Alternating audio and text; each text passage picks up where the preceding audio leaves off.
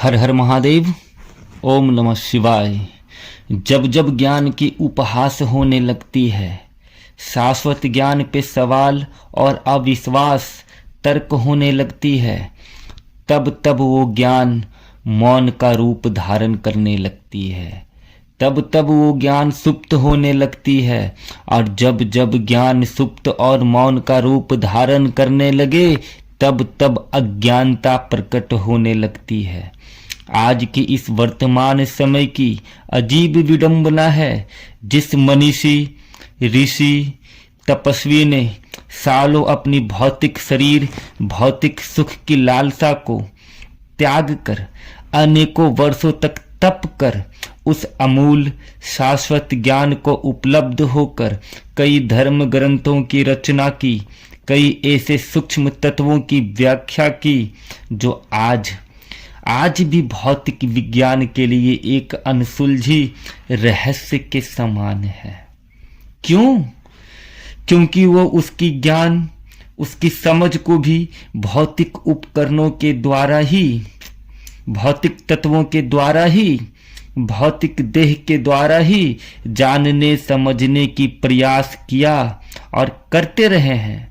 इसलिए वो आज भी एक नासमझी के विषय के अलावा और कुछ भी नहीं है, और जो नहीं समझ में आया उसे असत्य करार दे दिया। यही इस वर्तमान समय का नियम है। अरे नादान, तुमने सूक्ष्म तत्वों को भौतिक तत्वों के द्वारा भेदने का कार्य, जानने समझने की कार्य किया जो स्वयं में एक गलत रास्ते की चुनाव थी, और गलत रास्ते कभी मंजिल की प्राप्ति नहीं करती है। सूक्ष्म तत्व को सूक्ष्म हो करके ही जाना अथवा अनुभव किया जा सकता है। यहाँ गलत वो ज्ञान नहीं, अपितु गलत तुम्हारी सोच थी, तुम्हारे रास्ते थे, तुम्हारे समझ है, तुम्हारी कायरता है। क्योंकि तुम्हारे अंदर इतनी क्षमता नहीं है कि अपने भौतिक स्थूल सत्ता से ऊपर उठकर उस समझ को प्राप्त कर सको, उस ज्ञान को अनुभव कर सको, उस द्वार को भेद सको और उसका अनुभव कर सको या उसे जान सको। इसलिए तुमने उस पे ही सवाल उठाना शुरू कर दिया, उस पे ही तर्क करना शुरू कर दिया, उस पे ही अविश्वास करना शुरू कर दिया, और लोगों को भी यही बताने लगा। जरा विचार करो कहां तक ये तर्कपूर्ण है कि ये से तपस्वियों, ऋषियों, मनीषियों के द्वारा दिया गया ज्ञान को संशय की दृष्टि से देखा जाए, उस पे कुतर्क किया जाए, उस पे सवाल उठाया जाए। जिन्होंने इस ज्ञान की प्राप्ति हेतु कठिन से कठिन तप करके प्राप्त किया था, अपने शरीर को तप के द्वारा जर्जर कर दिया था, उससे ऊपर उठकर सूक्ष्मता के उस आयाम को पार कर पाया था। हाँ, जो आज के व्यक्ति या साधक की क्षमता और सोच से परे है। और आज ऐसे लोग जो साधना के नाम पे, हाँ, धर्म के नाम पे, तपश्चर्या के नाम पे केवल ढोंग करते फिर रहे हैं, बाजार लगाते फिर रहे हैं, धंधा करते फिर रहे हैं।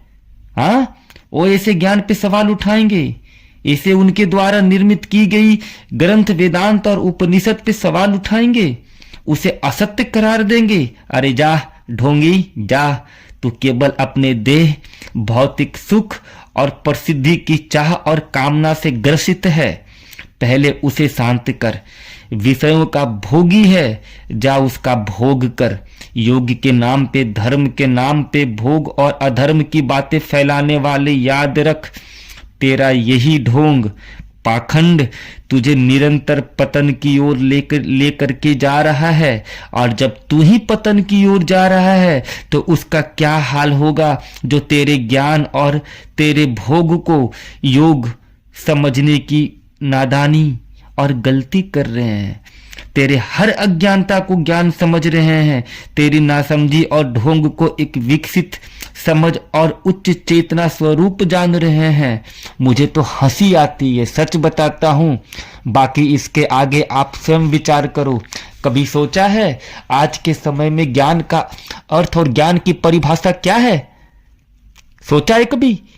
गौर किया है? तो करो। आज वेदांत पे सवाल उठाए जाते हैं, उपनिषद पे सवाल उठाए जाते हैं। जिसकी प्राप्ति जिन्होंने की थी वो सालों सालों लाखों वर्षों तक तपस्या में लीन रह करके उस ज्ञान की प्राप्ति की थी।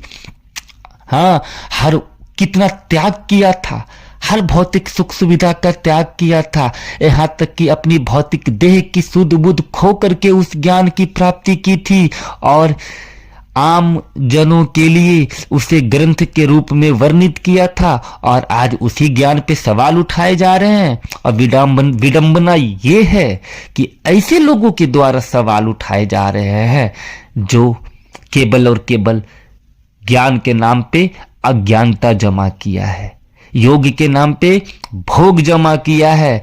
जो नित्य विषय का भोगी बने हुए हैं, वैसे ही लोग इस पे तर्क वितर्क करते हैं, इस पे कुतर्क करते हैं। और आज ऐसे ही लोगों को ज्ञानी के श्रेणी में रखा गया है, ऐसे ही लोगों को ज्ञानी कहा जाता है, ना कि वैसे लोगों को जो सत्य को प्रकट करने की कोशिश करते हैं। इतना जान लो, इस वर्तमान समय में ज्ञान इसीलिए मौन हो गया है, शून्य हो गया है, क्योंकि उस ज्ञान की प्रधानता को कोई स्वीकार नहीं करता है। उस ज्ञान को सुनने और समझने की, धारण करने की क्षमता किसी में नहीं है। इसीलिए आज वो सारी ज्ञान मौन हो गई है, सुप्त हो गई है। और जब जब ज्ञान और मौन सुप्त होती है, तब तब अज्ञानता अपनी चरम अवस्था की ओर बढ़ने लगती है। चलो, मैं इतना ही कहूंगा, आके आप स्वयं विचार करना। हर हर महादेव, ओम नमः शिवाय।